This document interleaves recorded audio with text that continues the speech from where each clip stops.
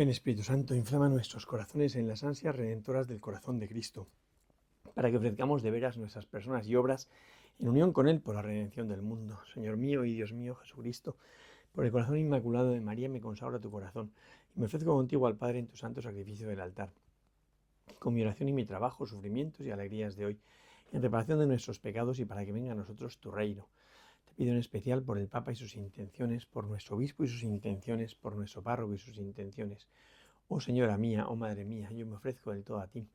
Y en pleno de mi filial afecto te consagro en este día mis ojos, mis oídos, mi lengua y mi corazón. En una palabra, todo mi ser, ya que soy todo tuyo, oh Madre de bondad. Guárdame y defiéndeme como cosa y posesión tuya. Amén. Nuestra Señora de los Apóstoles ruega por nosotros. Vamos a contemplar este evangelio que la Iglesia nos propone para un día tan bonito como es el día de San Francisco de Asís. Yo creo que es un momento precioso en el que pues podemos pedirle al Señor que nos conceda la pobreza y la sencillez del pobre de Asís, ¿no? Del poverelo que llamaban esta locura del juglar de Dios, de la locura de San Francisco de Asís, que es capaz de lanzarse a amar al Señor con esa locura santa del que pone al Señor por encima de todo.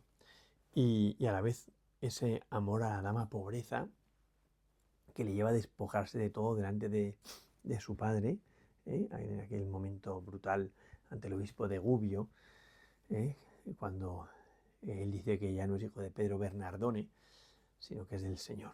Bueno, pues dice así el Evangelio que la Iglesia nos propone para este día. Ay de ti, Corozaín, ay de ti, Betsaida, porque si en Tiro y en Sidón se hubieran hecho los milagros que se han escrito en vosotros, que se han hecho en vosotras, tiempo ha que sentadas con sayal y ceniza se habrían convertido. Por eso, en el juicio, habrá menos rigor para Tiro y Sidón que para vosotras. Y tú, Cafarnaún, ¿hasta el cielo te vas a encumbrar? Hasta el Hades te hundirás. Quien a vosotros os escucha, a mí me escucha. Y quien a vosotros os rechaza, a mí me rechaza. Y quien me rechaza a mí, rechaza al que me ha enviado. Es un evangelio muy fuerte, muy, muy fuerte. Yo cada vez que voy a Tierra Santa y voy a la ciudad, a la zona del lago, ahora que está tan mal con el momento este de la guerra tremendo, ¿no? Pues me conmuevo profundamente porque veo Cafarnaún, que es una ciudad que ha estado en ruinas hasta hace nada, olvidada de la historia, que por un franciscano, el padre Corvo, que la encuentra a finales del siglo XX, pues entonces empiezan toda la obra de esto, un poco de restauración o de conservación, por lo menos, tampoco hay una obra de restauración, ¿no? De restauración de la sinagoga, sí, de la sinagoga del siglo IV, pero de conservación de Cafarnaún. Y Corozaín y Betsaida, Betsaida queda un lugar más o menos inhóspito y Corozaín unas ruinas arqueológicas y poco más, ¿no? Entonces siempre me acuerdo de este evangelio, ay de ti Corozaín, ay de ti Betsaida, ¿no? Porque pienso que esa esquina noroeste del lago de Galilea en la época de Jesús debía ser una zona muy, muy próspera. De hecho, cuando hablamos del ministerio público de Jesús en Galilea y hablamos de Jesús en el lago de Galilea, Jesús no está dando vueltas al lago de Galilea, ¿no? Él no anda normalmente por el sur del lago de Galilea, por donde se desemboca, mejor dicho, por donde sale el río Jordán hacia el Mar Muerto. Jesús no está tanto por ahí abajo, ¿no? Al otro lado, en lo que sería ahora mismo la zona de Jordania, aunque esto pertenece a Israel, pero la zona de allá del este del Mar de Galilea, tampoco va mucho Jesús por allá, ¿no? Porque es la zona que estaba ya pegando a la Decápolis, y tampoco iba mucho. Entonces, ¿dónde estaba Jesús normalmente? Pues en la ribera oeste del lago de Galilea, especialmente en el noroeste, ¿no? Porque en el oeste hacia el sur está Tiberíades, ¿no? Luego un poquito más arriba está Magdala y ya la zona de la llanura de Gimnosar, Cafarnaún y todo el norte, el noroeste, ¿no? Del lago de Galilea, por donde desemboca el río Jordán en el Mar Muerto, en el Mar de Galilea, perdón. Bueno, pues esa zona donde están Cafarnaún, que era la ciudad importante por donde pasaba la Vía Maris, donde luego se separaba, perdón, donde se había separado un poquito antes en Megiddo, se había separado y se iba un ramal hacia Anatolia, hacia lo que es ahora Turquía, y otro ramal iba precisamente hacia Damasco, que es el que pasaba por Cafarnaún, y ahí hay una piedra miliar, con lo cual era una zona importante, ahí estuvo la aduana, estaba nuestro amigo Mateo, estaba en la aduana San Mateo, ¿no? Y Cafarnaúm era una ciudad muy importante, ¿no? Y luego estas ciudades de el norte del lago de Galilea, Corozaín y Betsaida, que eran también importantes, ¿no? Magdala, Cafarnaúm, Corozaín y Betsaida, ciudades importantes que vivían del pescado, de la pesca en el mar de Galilea, y Betsaida, la casa del pescado, Cafarnaúm donde se pescaba y era el mercado, y luego Magdala donde se hacía la salazón del pescado que luego se exportaba a lugares como Roma, donde se vendía como un manjar exquisito. Bueno, pues va Jesús y les dice esto: ay de ti Corozaín, ay de ti Betsaida, porque si en Tiro y en Sidón se hubieran hecho los milagros que en ti se han hecho. Es que es muy fuerte, ¿eh? Que en vosotras se han hecho, ¿no? O sea, nosotros no tenemos muchos datos de Corozaín y Betsaida. ¿Qué sabemos de Betsaida? Pues de Betsaida es la patria de los primeros apóstoles, de los 5 primeros, Pedro, Andrés, Santiago, Juan y Felipe. Esos 5 son de Betsaida. No sabemos si eran sus padres los que se habían trasladado a Cafarnaúm, o si ellos se habían trasladado a Cafarnaúm, o si estaban en Cafarnaúm pescando, pero la casa de San Pedro está en Cafarnaúm, desde luego, durante el ministerio público de Jesús. Pero seguramente en Betsaida y en Corozaín Jesús hizo muchos milagros que nosotros no tenemos, ¿no? O no hemos registrado, o hemos registrado el lugar. Porque muchas veces pasando por un lugar y habla de los milagros de Jesús, ¿no? Pero de hecho este texto nos hace ver que efectivamente se han hecho milagros en Corozaín y en Betsaida. Pero que estos milagros no han llegado a interpelar la conciencia y el corazón de las personas que los han contemplado y no se han convertido, ¿no? Y esto a mí me hace pensar mucho, ¿no? Cuando la gente te dice, no, es que si yo hubiera vivido en el siglo I, entonces seguramente habría conocido a Jesús y me habría convertido y no sé cuánto, ¿no? Yo pienso, pues no, porque los milagros de Cristo tienen una peculiaridad importante, y es que dejan siempre un espacio a la libertad, ¿no? Los milagros del Antiguo Testamento son más tremendos, ¿no? Cuando aparecía la columna de fuego o la columna de nubes, pues hombre, son milagros de una potencia que a uno le deja muy desconcertado, ¿no? Y entonces se ve el milagro y tiene uno que reaccionar, ¿no? Los milagros de Jesús siempre dejan un espacio a que uno diga, bueno, a lo mejor es que no estaba tan enfermo, bueno, a lo mejor es que esto viene directamente hecho por el Señor, o yo qué sé, ¿no? Pero hay un puntito importante de libertad. Creo que es fundamental eso, ¿no? O sea, que no podemos pensar que los milagros son situaciones obligatorias que hay que aceptar. No. El Señor siempre deja un espacio a la libertad que se rinde o no a la voluntad de Dios, ¿no? Entonces, ay de ti, Corozaín, ay de ti, Betsaida. Si en Tiro y en Sidón se hubieran hecho los milagros que en ti se han hecho, que en vosotras se han hecho, hace un tiempo que se habrían convertido vestidas de sayal y sentadas en ceniza, ¿no? O sea que Jesús reconoce que las ciudades paganas no han tenido tantas oportunidades como nosotros, ¿no? Yo, ahora que he estado la semana pasada, o sea, los días pasados en Argentina, la verdad es que me conmuevo siempre de pensar cuántas oportunidades nos han dado a nosotros, ¿no? Qué fácil lo tenemos, por lo menos aquí en Boadilla la gente lo tiene facilísimo, en Madrid la gente lo tiene facilísimo, en España en general, donde hay posibilidad de encontrarse con un sacerdote en cualquier lado, es facilísimo. Cuando hablaba en Argentina, en la diócesis de Goya, hablaba con los sacerdotes y me contaban que eran 23 o 24, no sé qué, para toda la diócesis. Yo me quedaba escandalizado, decía, Dios mío, pero ¿y esta gente son héroes? ¿Cómo consiguen llegar a todo, ¿no?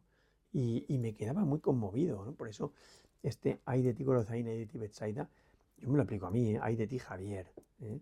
Si a otros le hubieran dado tantas oportunidades como si te han dado a ti, ya se habría convertido vestido de sayal y sentado en ceniza, ¿no? Y pienso, ¿no? Qué duros somos nosotros para convertirnos.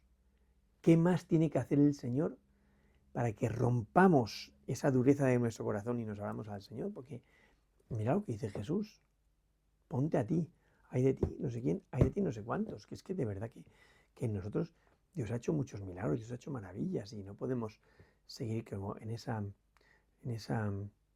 indecisión, ¿no? Hay que determinarse por cambiar y concretar nuestro cambio, porque no podemos seguir así, ¿no? Hay de ti Corozaín, hay de ti Betsaida, ¿no? Yo no querría que cuando lleguemos al cielo Dios me tenga que decir, hay de ti Javier.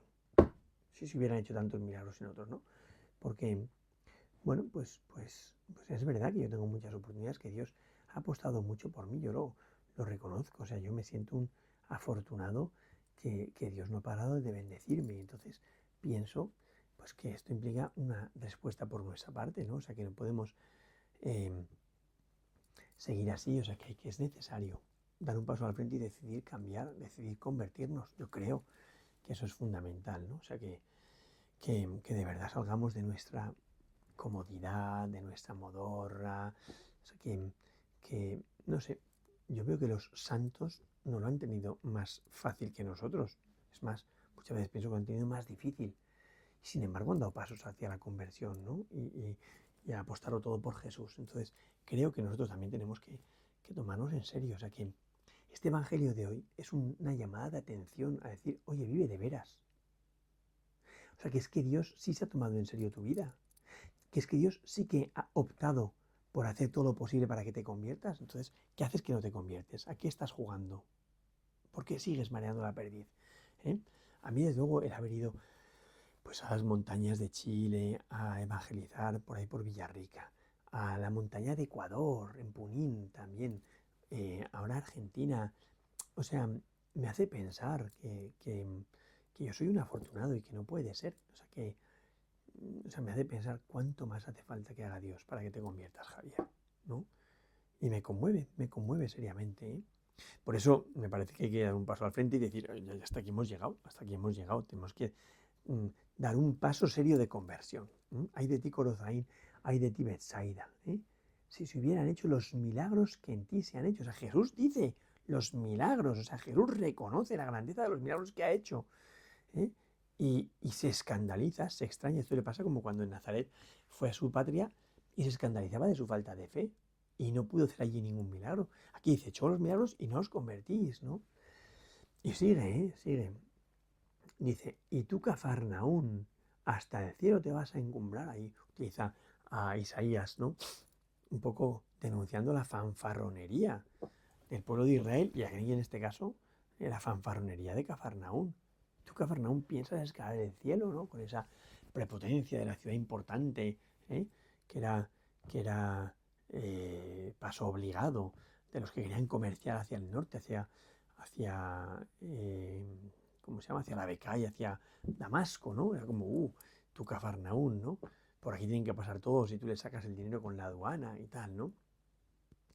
Entonces era una ciudad como arrogante, ¿no? Y pienso que también nos dice a nosotros, sal de tu arrogancia, tú te crees, ¿no? Que ya eres santo, que ya te has convertido, todo porque haces un poquito, ¿no? Cuando la santidad es otra cosa. O sea, cuando la opción seria por Jesucristo es otra cosa. Entonces, me parece que aquí hay que como dar un paso serio y decir, primero un paso de humildad, de reconocer la dureza de mi corazón, de reconocer que Dios ha hecho mucho por mí y yo no he dado pasos de conversión definitivos, serios, ¿no? O sea, que todavía no me he convertido y el Señor ya no sabe qué más hacer, ¿no? Entonces, primero un paso de humildad, de decir, oye, yo no me he convertido y Dios ha hecho mucho por mí. Entonces, reconociendo la acción de Dios y la dureza de mi vida, ¿no? Y en segundo lugar, pues eso, dar pasos serios de conversión, ¿no? Entonces, salir de la arrogancia, tú, Cafarnaún, piensas escalar del cielo, hasta el Hades bajarás, ¿no? Hasta el Hades te hundirás, ¿no? Claro, que luego la historia de Cafarnaún haya sido la que es, a uno le conmueve porque piensa, es verdad que Cafarnaún ha pasado olvidada. De hecho, llegó un momento que se convirtió en Tel Hum. Tel Hum significa como el lugar arqueológico del polvo, ¿no? Cafarnaum significa pueblo del polvo, Tel Hum, las ruinas del polvo. O sea, como ya no, o sea, llegó un momento en el que no era nada, perdió toda la consistencia esa ciudad, ¿no? Y que no haya llegado hasta nuestros días, desde luego hace pensar que este oráculo de Jesús se ha cumplido, bajarás hasta el abismo, hasta el Hades, ¿no?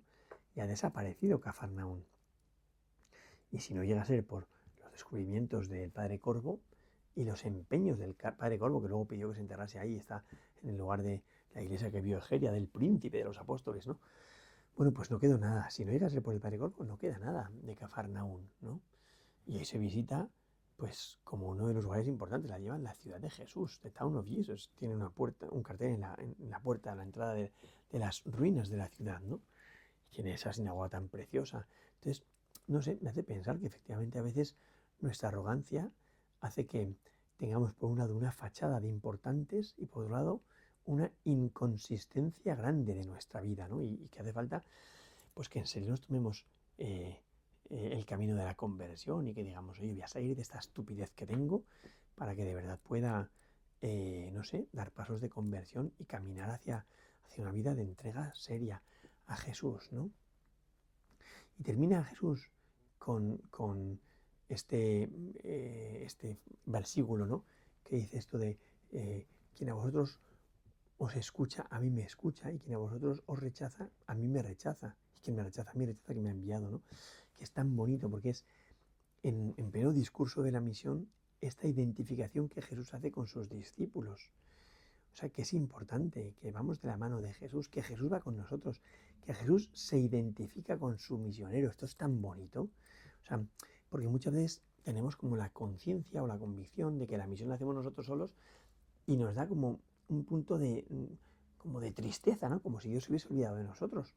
Y nos pone en esta gincana complicadísima que es la evangelización. Y no es verdad. O sea, porque el primero que hace la evangelización es el Señor, ¿no? O sea, que yo voy a evangelizar de la mano del Señor, que es Él el que lo hace. Por eso, quien a vosotros os escucha, a mí me escucha. Cosa que también a nosotros nos pone en una posición bastante delicada, porque si yo de repente me doy cuenta de que en mis palabras la gente va a escuchar la palabra de Cristo, me tentaré mucho la ropa antes de hablar, porque es una cosa muy seria, o sea, que no puedo decir cualquier cosa.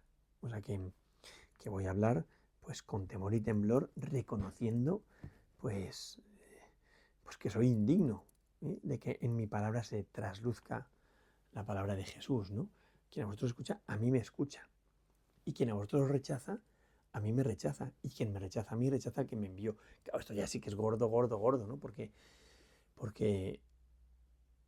yo no puedo provocar el rechazo, ¿no? O sea, tendría que decir Jesús, quien a vosotros os rechaza, no culpablemente, ¿no? Porque muchas veces nosotros, que somos los intermediarios de la palabra de Dios, se le ponemos difícil a los oyentes, ¿no?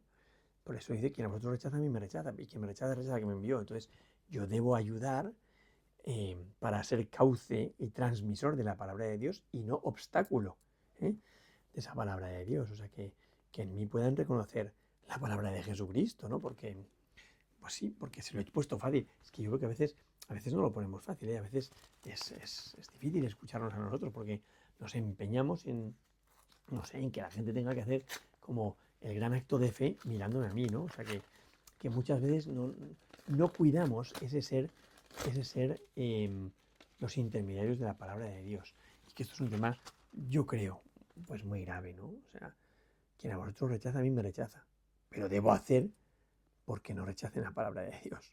Entonces, bueno, vamos a pedirle al Señor en este día de San Francisco de Asís, vamos a pedirle que nos ayude pues a dejarnos interpelar por la palabra de Dios, que no nos tenga que decir a nosotros lo que les dijo a las ciudades de Corozaín y Betsaida, ¿no? Ay de ti Corozaín, ay de ti Betsaida, que no nos lo tenga que decir el Señor, ¿no? Sino que, pues de verdad, con una actitud de humildad profunda, nos dejemos interpelar por los milagros que suceden a nuestro alrededor, que son muchos, y entre otros el milagro más gordo que sucede a nuestro alrededor es la Eucaristía. O sea, ese es un milagrazo que yo creo que tenemos que reconocer, que es importante, ¿no? Y que, bueno, y que luego en ese dejarnos interpelar por la palabra de Dios, concretemos nuestra respuesta a Jesús y de verdad nos convirtamos, entendiendo que si yo soy dócil a la palabra de Dios y permito que el Señor actúe a través de mí, pues por mi acción Dios llegará a muchos, ¿no? Por eso, bueno, pues que aceptemos las mediaciones y que nosotros entendamos que también somos mediación para que la gente conozca a Jesucristo y que no pongamos obstáculos en esa mediación, que no se lo pongamos difícil a la gente, sino que facilitemos el encuentro con el Señor precisamente a través de nuestra vida, que sea fácil reconocer en nosotros un siervo de Cristo. Gloria al Padre, al Hijo y al Espíritu Santo, como era en el principio, ahora y siempre, por los siglos de los siglos. Amén.